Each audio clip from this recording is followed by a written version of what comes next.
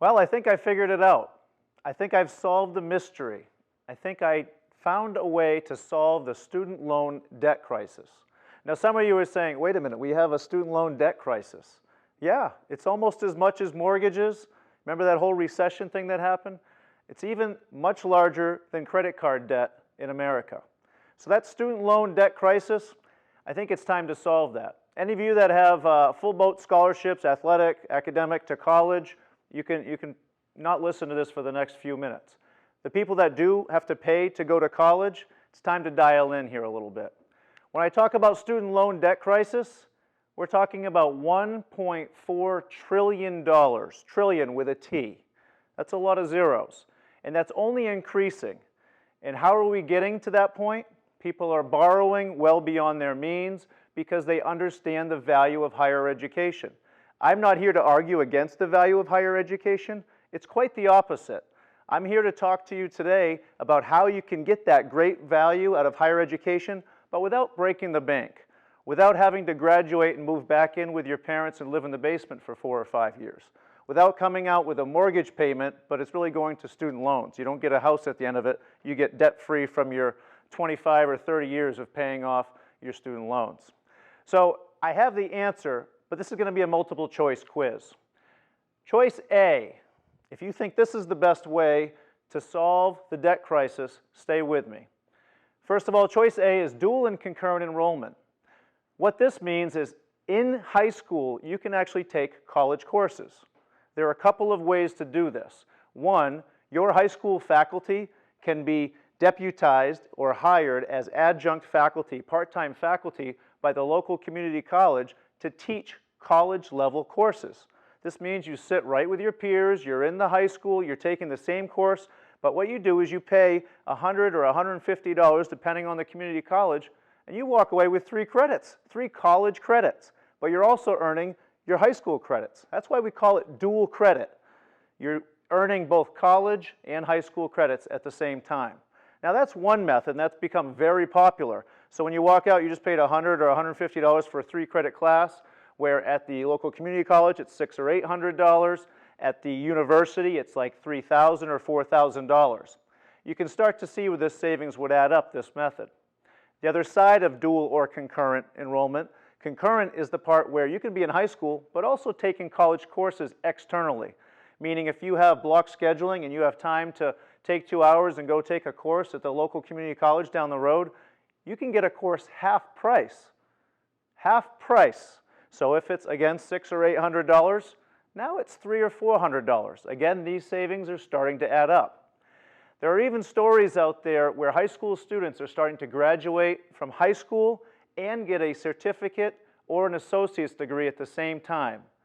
Can you imagine that savings? We're talking $20,000 or $30,000 because they have used what I call choice A, dual and concurrent enrollment.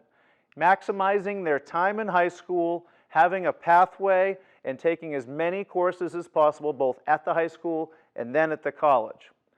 The other part of the high school to college transition I'm going to highlight to save some money is when you are coming out of high school, even if you're going on to a 4-year university, maximize your time at the local community college. You can take courses, again, $600 or $800, and transfer them to that 4-year university you want to go to.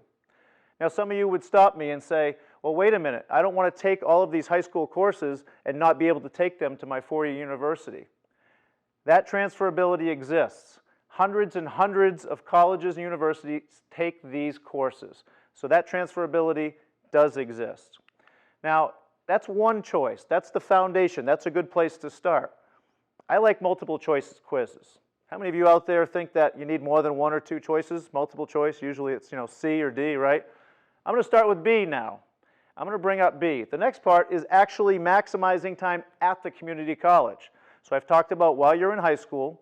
Now there's a community college nearby. There are over 1,500 of them in the U.S., and it is a very popular choice. No, not just as a backup plan. Many people choose community colleges, they apply to them, but then apply to what they call their reach schools and go to a school that's $50,000, $60,000, $70,000. Well, that's great if that's something you eventually want to do, but let's maximize your time at the community college. You can go there for a year, 2 years, or even up to 3 years. Many colleges and universities are now accepting up to 90 credits in transfer. What that means for a bachelor's degree at 120 credits, you're 3/4 of the way there. Take 3/4 of that tuition at $50,000 a year off the table, and you're just paying for that senior year while you're there. Also take away any of those housing costs you might have had, any of those parking fees, the automatic meal plan stuff that gets in there. You're saving literally tens of thousands of dollars by being able to commute, being able to even maybe work part-time while you're going to your local community college. You know, there's this giant trend around in many small towns, and it's making its way into the big cities, about shopping local and dining local. Well, why not learn local? Why not learn local? Why isn't that part of this conversation? It's getting cool to stay in the area you grew up and go, you know, shopping, and why not learn? Let's throw that in the shop local, dine local, learn local. Let's make it cool again. You know, you hear from a lot of parents and school counselors, they want their students to go away to college. Well, that's great. I think it's important to have an experience outside of your hometown and go away, but at what cost? Why not save money, get credits in your hometown at your community college, and then if you want to go away, why not travel? Why not after you graduate, take a year and go abroad? Or maybe you're working on a master's degree. Take some time and do some traveling then. Wouldn't you rather have your experience away without having a full-time course load? Doesn't that seem like it would make a little more sense? I understand school counselors are always working hard, again, to get people to go away. What if we rated school counselors on how much money they save students getting degrees? What if we had a paradigm shift and they weren't rated on how many four-year schools they got their students into, or how selective a university was?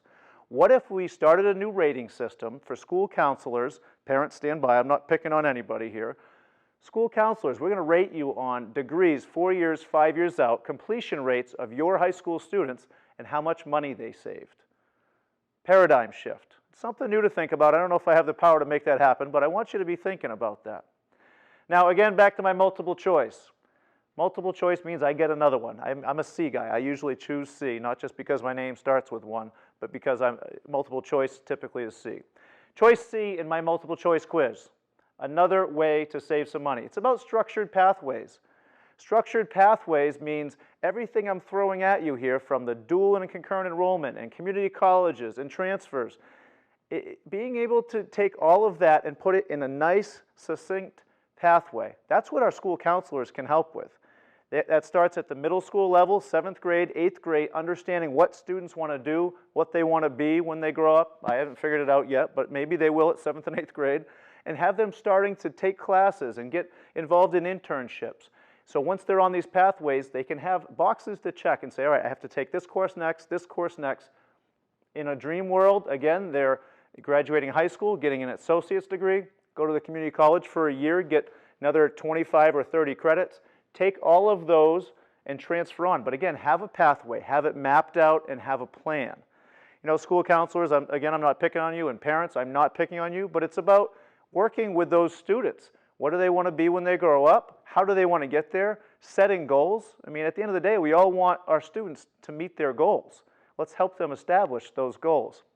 You know, and part of these structured pathways are not, you know, up to 8th grade over here, here's high school, here's community college, here's 4-year. It's about what I call warm handoffs. It's a seamless transition. Okay, middle school students, it's a warm handoff between school counselors, advisors, same thing to the community college. It's a closer, better connection, and then direct seamless pathways into those 4-year schools. You know, right now I speak to high schools all the time, and they say, will my credits transfer? Students shouldn't have to ask themselves that. We should have that mapped out for them. We owe it from education, K-12, and higher ed to show students their structured pathways. Here's where it's going to transfer. Here's the next step for you, helping them all along the way so we can help them focus on their paths rather than questioning their paths. You know, it takes the uncertainty out of that. And any great quiz, A, B, and C, always comes with a bonus of some kind, right? I'm going to skip D for a moment, but I'm going to let you know about the bonus.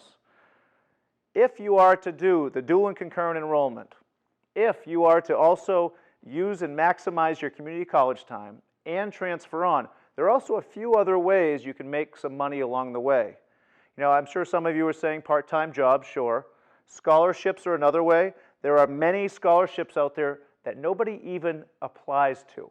That's money left on the table. That's me taking a bunch of money saying, all you got to do is write an essay. There are a lot of high school students and college students that say, well, I don't want to write an essay. They leave money on the table. It's also a program called Work Study. Work Study means you can earn money toward your tuition while you're in school.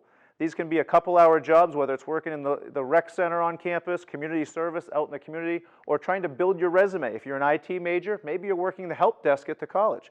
Now you have something on your resume when you graduate with a degree. You don't have to say zero experience. You now have references and experiences.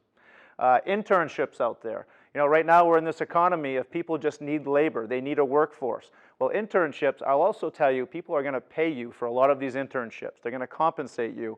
And a lot of people, when you get an internship, if you're doing a good job, they're going to hire you on once you get that degree. This is another pathway.